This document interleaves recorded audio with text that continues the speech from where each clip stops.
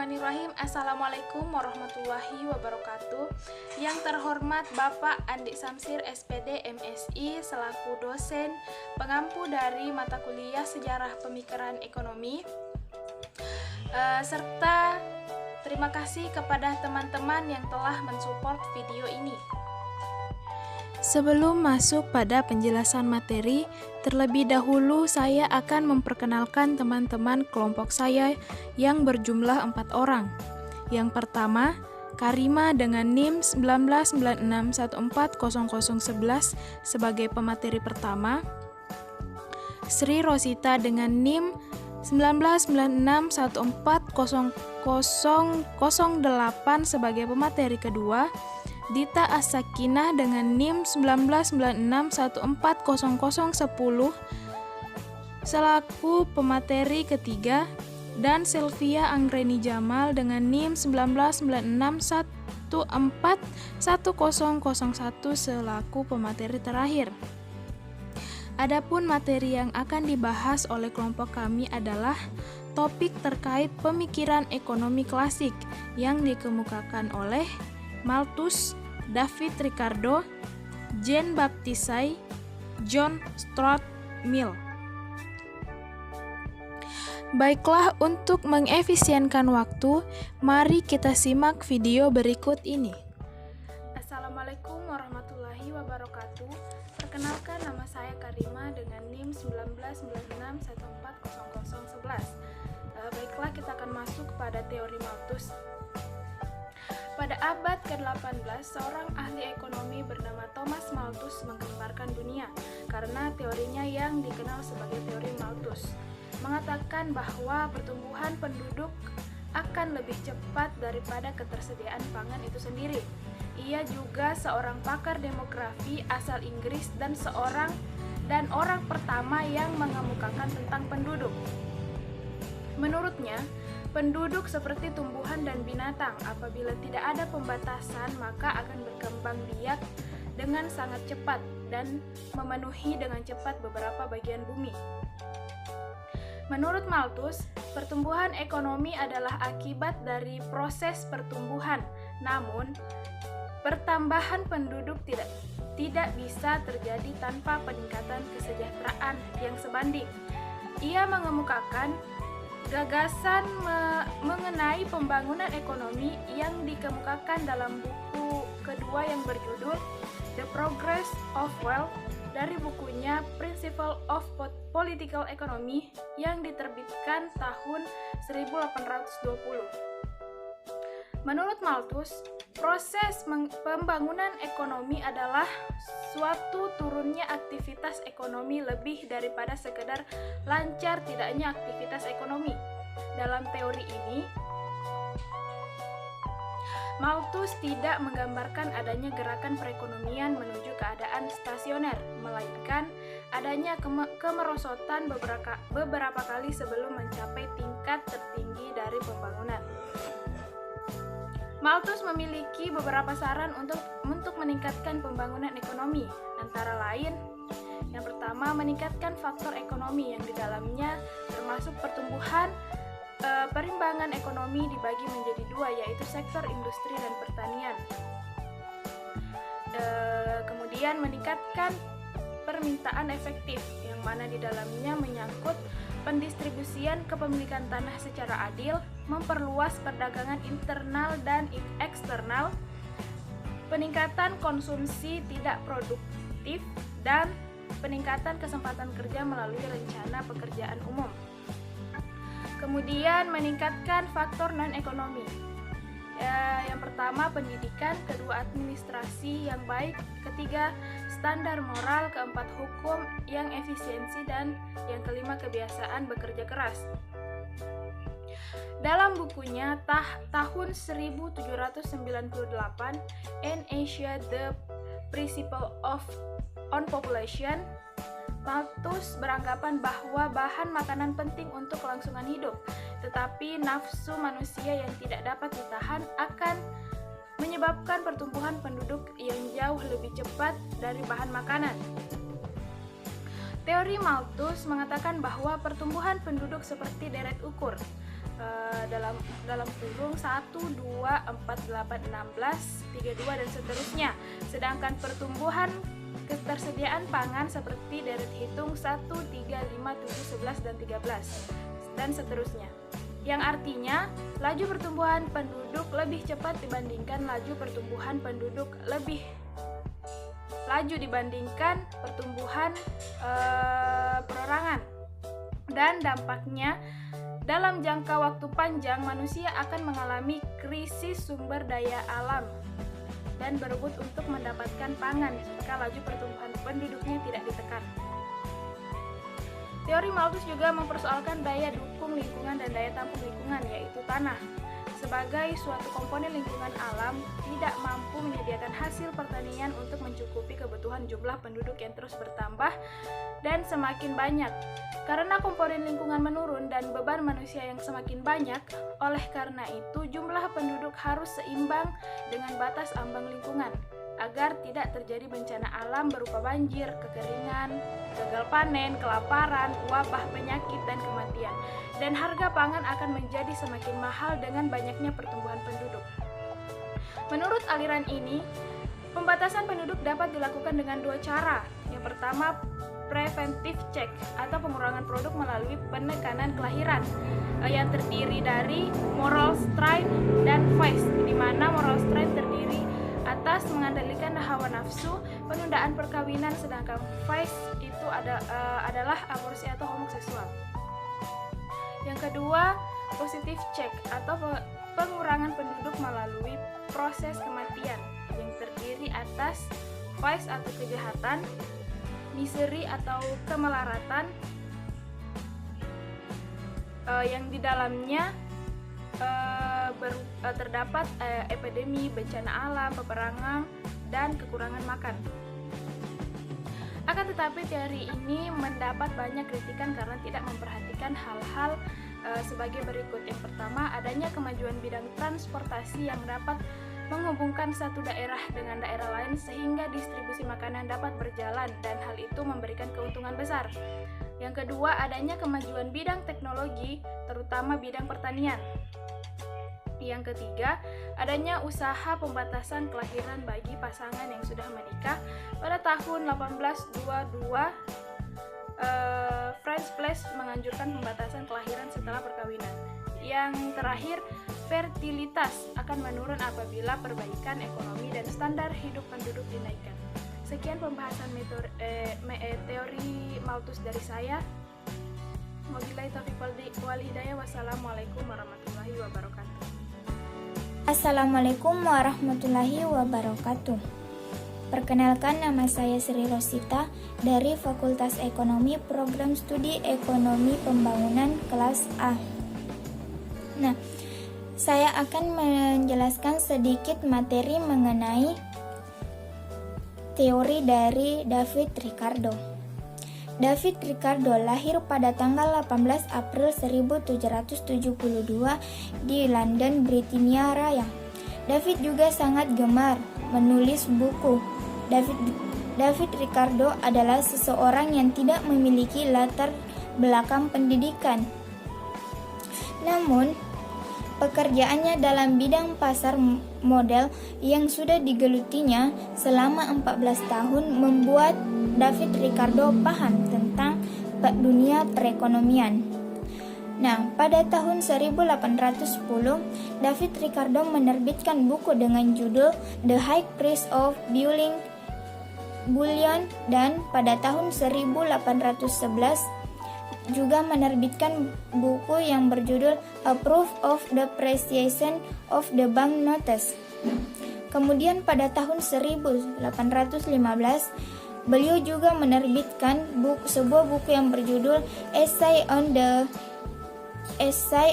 Influence of the Law Prince of Core on the Profit of Stock.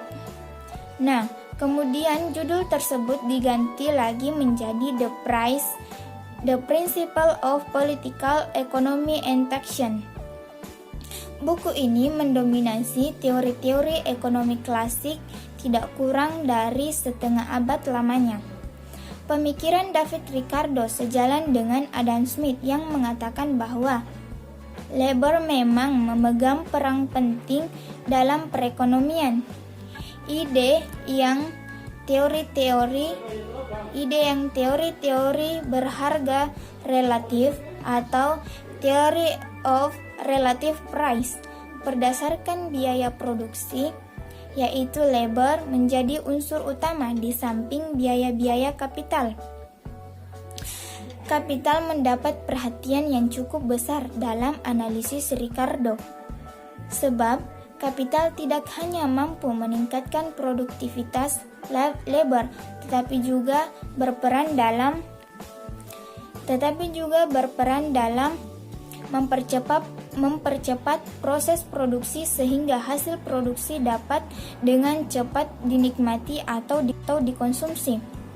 Di antara semua teori David Ricardo, terdapat suatu teori yang paling dikenal, yaitu teori keuntungan komparatif dari perdagangan internasional. Oleh karena itu, teori David Ricardo dianggap sebagai arsitek utama perdagangan internasional. Yang dimaksud dengan teori ini bahwa setiap kelompok masyarakat atau negara sebaiknya menghasilkan produk-produk yang dihasilkan lebih efisien. Selanjutnya, kelebihan produksi atas kebutuhan dapat diperdagangkan. Sekian materi yang dapat saya sampaikan. Lebih dan kurangnya mohon dimaafkan. Wabillahi taufiq wal hidayah. Wassalamualaikum warahmatullahi wabarakatuh. Assalamualaikum warahmatullahi wabarakatuh. Saya Dita As-Sakinah. Di sini saya akan membacakan materi tentang teori klasik dari Jean-Baptiste Say. Dalam teori klasik, saya menyumbangkan 4 teori, yaitu yang pertama, teori harus didasarkan fakta dan observasi. Fakta dan observasi dalam menyusun teori menurut saya yaitu yang pertama, teori dan model harus selalu diuji dan dihadapkan pada fakta dan observasi. Dan yang kedua, ekonomi adalah ilmu yang kualitatif bukan kuantitatif, maka tidak tunduk pada kalkulasi matematika atau hitungan, melainkan dalam bentuk analisis dan lain-lain. Dalam bukunya, saya mengkritik teman dekatnya, yaitu teori David Ricardo. Meskipun dalam bukunya ia tidak menyebutkan dengan jelas nama David Ricardo, saya menilai model itu dibuat oleh David Ricardo dengan nilai yang serampangan dan membuat suatu sistem yang tidak sesuai dengan fakta, namun hanya menggunakan silogisme. Yang kedua yaitu teori alternatif. Saya mengambil pendekatan positif dengan mengemukakan teori nilai utilitas yang subjektif, menilai bahwa suatu barang atau jasa itu dinilai bukan berdasarkan seberapa besar biaya yang dikeluarkan untuk barang itu, melainkan seberapa besar kegunaan barang itu. Namun sayangnya saya tidak mengemukakan teori utilitas marginal. Saya berbeda pendapat dengan David Ricardo dalam teori nilai kerja. Ricardo yang dipengaruhi oleh Adam Smith mencari nilai standar yang tepat dan menemukannya dalam pekerjaan. Tetapi saya menuliskan dalam terjemahan prinsip Ricardo, ukuran nilai yang tetap adalah tidak masuk akal. Sebaliknya, saya mengambil pendekatan yang lebih positif dengan mengemukakan teori nilai yang subjektif, utilitas atau cara konsumen menilai suatu barang atau jasa menentukan produksinya. Yang ketiga adalah entrepreneur. Saya menciptakan istilah entrepreneur yang diterjemahkan menjadi petualang, yang menunjukkan petualangan komersil atau petualangan kapitalis, yaitu orang-orang yang menggabungkan input kapital, tenaga kerja, dan pengetahuan untuk menciptakan profit. Saya merupakan seorang pengusaha, karena itu ia mengungkapkan bahwa peran pengusaha dalam ekonomi itu sangat penting. Entrepreneur ini juga dimasukkan sebagai unsur yang penting dalam model ekonominya. Dalam bukunya, ia menjabarkan makna panjang dari entrepreneur yang intinya adalah seorang harus mempunyai nilai seni untuk mengawasi dan administrasi, dan dia juga harus tahu bahwa selalu ada kemungkinan gagal. Tetapi bila sukses, para kelompok ini akan mendapatkan kekayaan yang sangat banyak. Yang terakhir adalah hukum pasar Say. Penawaran akan menciptakan permintaan itu sendiri. Ini merupakan hukum yang paling terkenal dari Say. Namun sesungguhnya John Maynard Keynes yang mempopulerkan hukum ini, dan merupakan paradoks yang membuat mahasiswa terpengaruh. Pada awalnya, waktu itu terjadi krisis ekonomi dan periodik dan depresi. Orang-orang banyak mengeluhkan kekurangan uang, dan solusinya tampaknya sederhana, yaitu itu mencari banyak uang untuk dibelanjakan. Dalam bukunya, Say menyerang doktrin kelangkaan uang ini dengan menyatakan bahwa yang menciptakan permintaan bukan uang. Uang hanyalah sebagai alat tukar, yang menciptakan permintaan adalah produk, barang, dan jasa. Dan menurutnya penyebab real dari depresi ekonomi bukanlah uang, namun kurangnya penjualan oleh petani, pengusaha pabrik, dan produsen barang. Penjualan tidak bisa dikatakan sepi karena uang langka, namun karena penawaran barang dan jasa itu menurun. Yang memfasilitasi penjualan bukanlah melimpah uang, namun karena banyaknya penawaran akan atau suatu produk. Analisis ini menyebabkan saya membuat penemuan penting. Produksi adalah penyebab konsumsi atau output yang meningkat akan memperbesar pengeluaran konsumen. Saya memperluas argumennya ke pertumbuhan ekonomi. Kunci peningkatan ekonomi ialah mendorong untuk menghasilkan produk baru yang lebih baik, bukan menambah konsumsi. Karena dengan adanya produksi itu, maka konsumsi akan tercipta. Menurut saya, dengan membuat produk baru, maka akan terciptanya pasar baru, dan itu akan menciptakan naiknya konsumsi. Mendorong konsumsi belaka tidak akan bermanfaat tanpa adanya produksi, karena dengan produksi akan meningkatkan atau menciptakan konsumsi. Demikian penjelasan saya tentang teori klasik menurut Jean-Baptiste Say. Bismillahirrahmanirrahim. Assalamualaikum warahmatullahi wabarakatuh. Sebelumnya perkenalkan, nama saya Selvi Anggrani Jamal dengan NIM 19961414001. Nah, di sini saya selaku pemateri keempat atau pemateri yang terakhir yang membahas mengenai pemikiran dari John Stuart Mill. Nah, sebelum kita melangkah jauh bagaimana sih pemikiran dari John Stuart Mill, kita harus tahu dulu siapa sih sebenarnya John ini? Siapa sih yang dikatakan John? Nah, di slide bisa kita lihat John adalah seorang cendekiawan besar, di mana beliau merupakan tokoh liberal klasik dan mendukung teori ekonomi klasik. Nah, John ini mendorong kebebasan personal dan membela hukum pasar Say yang merupakan landasan ekonomi makro klasik. Beliau keberatan terhadap moralitas yang dipaksakan, intoleransi, dan negara beragama, dan juga seorang yang mendukung hak perempuan untuk memilih. Kemudian pada tahun 1848 John mempublikasikan bukunya yang berjudul Principles of Political Economy, yang mana menyatakan bahwa hukum produksi ditetapkan secara objektif, sementara hukum distribusi adalah variabel.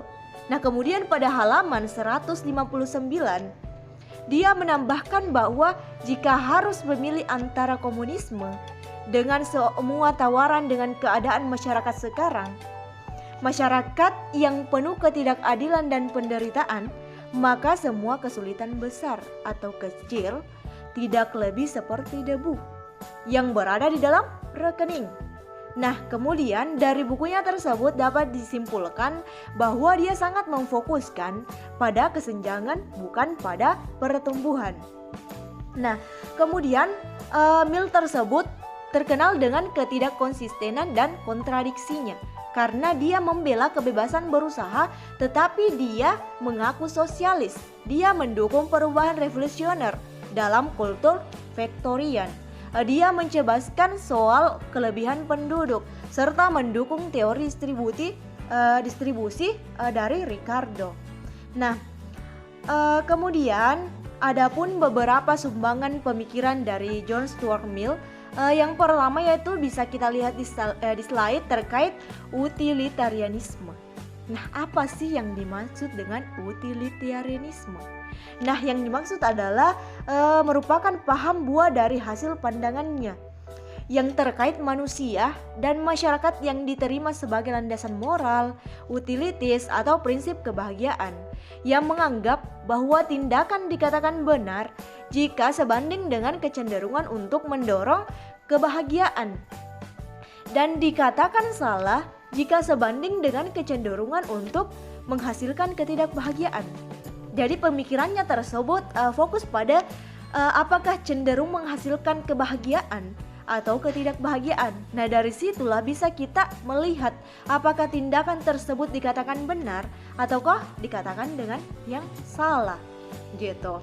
Nah, Kemudian adapun konsep utilitarian yang mengedepankan kebahagiaan orang lain, menurut Mill yaitu yang disebut universalisme etis, di mana prinsip tersebut memang cukup relevan pada aktivitas ekonomi. Nah, kemudian selain Mill menerima pasar bebas konsep dari Adam Smith, dia menurutnya usaha untuk memperhatikan kebahagiaan orang lain dalam persaingan ekonomi pasar menjadi tujuannya tersendiri, gitu.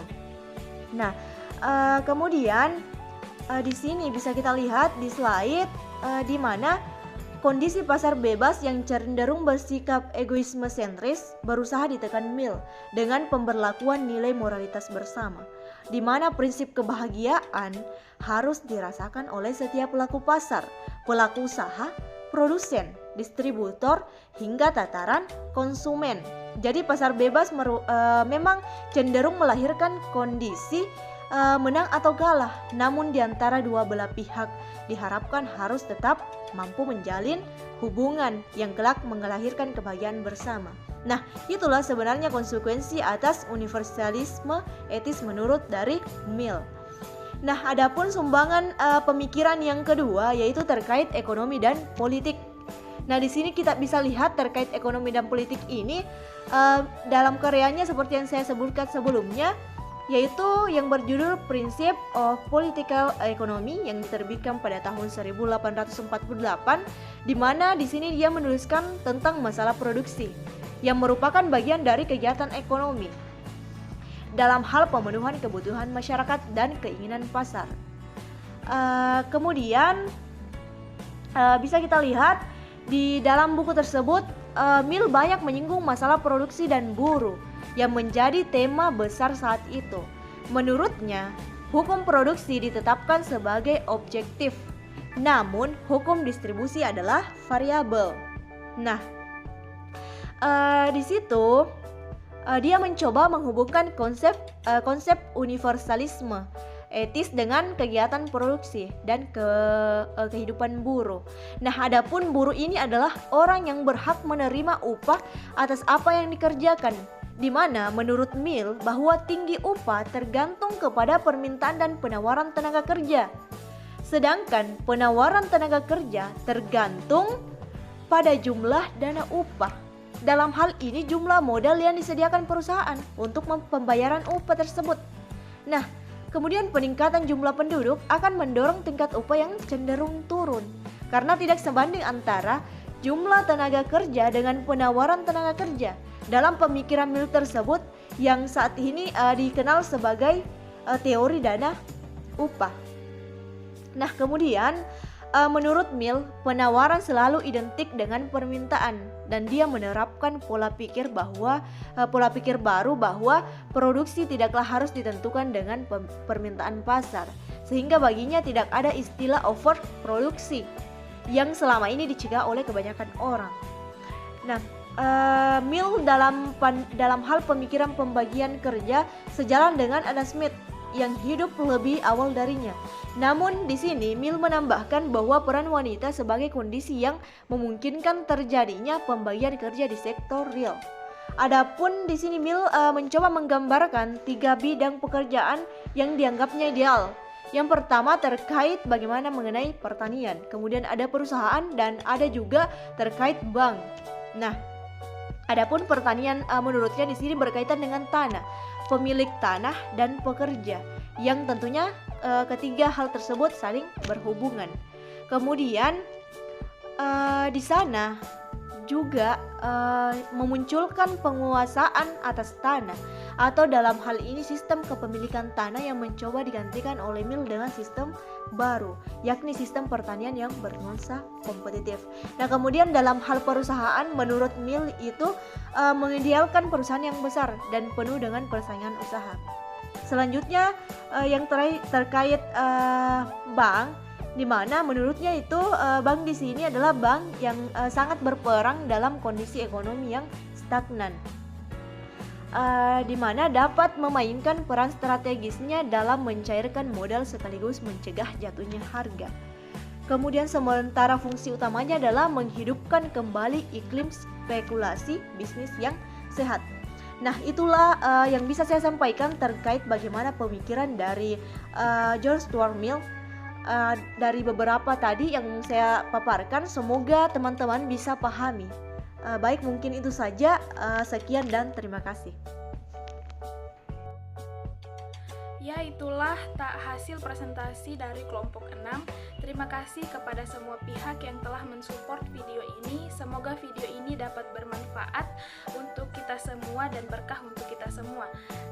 Dan mohon maaf apabila ada salah kata dari kami pada saat kami menjelaskan. Saya akhiri dengan ucapan wabillahi taufiq wal hidayah. Wassalamualaikum warahmatullahi wabarakatuh.